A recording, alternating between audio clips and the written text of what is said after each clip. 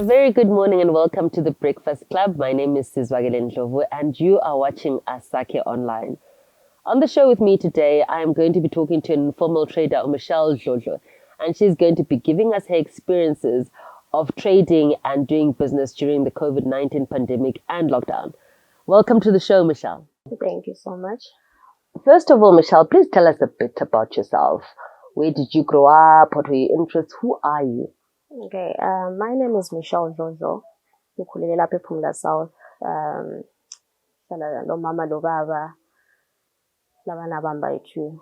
So Mitchelle, she's a qualified teacher for high school. So, Mitchelle, please tell us about the type of business you're in. What's the line of your products that you sell? Okay, the line of business, the thing is I'm a Avon product cosmetics. So Avon products makeups for women, body showers for men. Yonke into nje, like with even jewelry even they go Avon. And when did you start selling the stuff? In February 2019. So before you started Umsebenzi Lo in this business that you're in, what were you doing before? Before 2019, I was at school, I Teachers College, completing my diploma in education. Okay. So what made you jump into being a self-employed person when you are a fully qualified teacher? As we all know that in Zimbabwe it's not stable at the moment. With so I had to say, okay, now I need to make something for myself and not depending on ebazalini. So I had to find something interesting within my tennis. So and then I found that Avon was the one that I knew most because I love Avon products. So things iron. Business from the time you started your business up until the point of a lockdown. Okay, so before lockdown, business was booming. My clients, like I would go around the town with the catalog lami. Okay, so this is what is there. And then I have helped a lot of people within my clients. Then when it came the lockdown, we know what for corner as informal traders. Face some challenges, especially during the first time the first wave of the lockdown.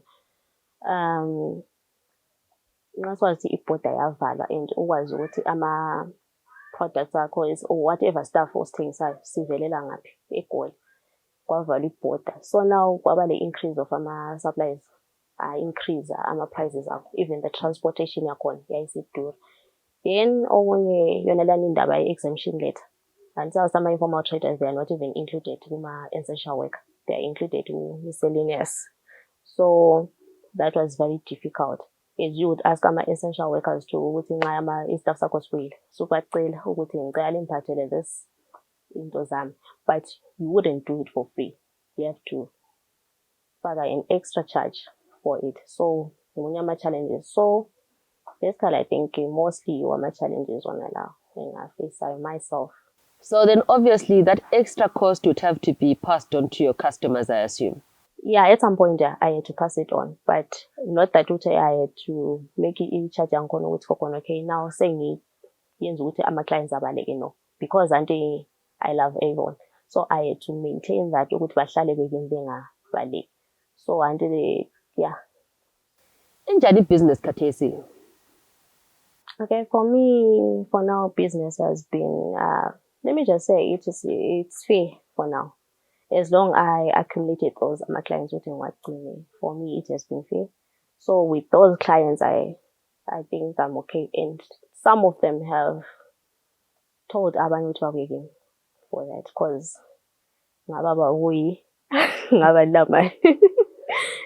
so for me I think it has been fair. For now, as COVID since so I don't know what is a survivor or not. So during the lockdown, did you have any other option of surviving, or it was just game over?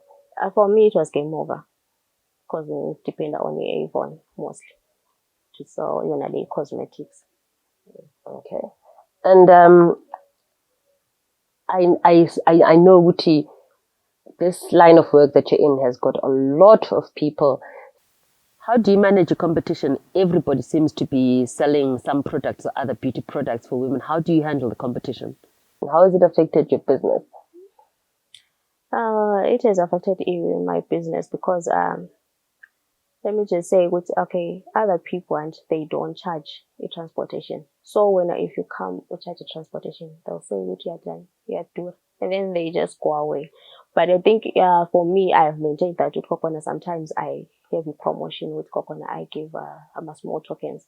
Maybe it might be perfume or chocolate, just small appreciation. I appreciate you as my client, so that they can bring other people too.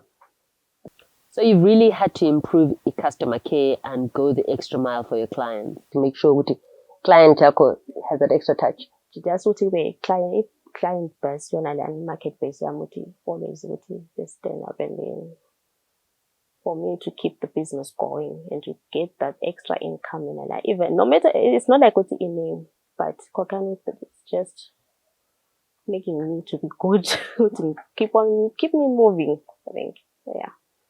So if I can take you back to your qualification, you said you're a qualified teacher. What did you study at college? I see in development history. Okay.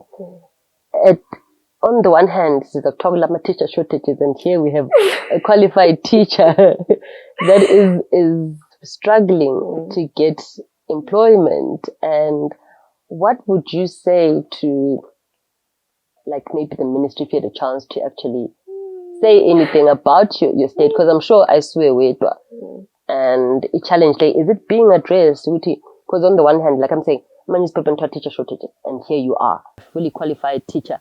There seems to be a disconnect. What's your take on that? Honestly, I may not know what but what I realized is that most people we are not getting employed. Only like Mama Post is only sciences or commercials, but mostly sciences, even the maths. So I don't know if our Wetama subjects they're not recognized in Zimbabwe. Okay, I suppose the demographic as well. Since we're in Ndebele, well, in Ndebele is from the soil, maybe a Manicaland, would you know? So our languages are very localized. Probably in Ndebele is from the Matabele and Gupela, and then. So I think maybe they should introduce like a subject and in Ndebele like introduce on towns like an Matabele land. Okay, that's very interesting. What are your future plans? My future plans are, I would like to change this business because there is a lot of competition. So I would like to venture into other world business. So I'm still looking into it. So what advice can you give to any young ladies who would like to set up their own businesses and earn some income from it? I know you mentioned customer care is very important, yes. But are there any other things that you could pass on?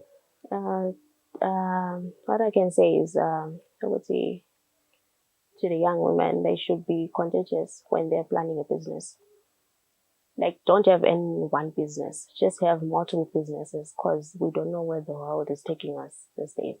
So it needs you who be contagious. Okay, if plan A fails, then plan B. I have to make sure plan B doesn't fail. But don't have plan A, B, C as well. Okay. But they should not give up. They should be strong women. No, thank you so much, Michelle. You're welcome. And any last words for our viewers who are watching you right now? Hi. Please come and buy my products. And if you have any business plan that you want me to venture into Lawe, feel free to contact me. I'm open. Yeah. Well, thank you so much, Michelle, for being a part of the Breakfast Club. Wish you all the best. Thank you so much. In your business. Thank you so much. So that was Mitchelle Dhlodhlo, and she is a young entrepreneur, qualified teacher, and who's just trying to make a living in Zimbabwe. I found the conversation pretty interesting because qualified teachers and staffing issues, and I'm sure Michelle is not the only qualified teacher who is sitting at home. And it would be interesting to get an insight from maybe teachers' unions, colleges, and things like that. Unfortunately, that's all we have today on the show. Thank you for watching The Breakfast Club.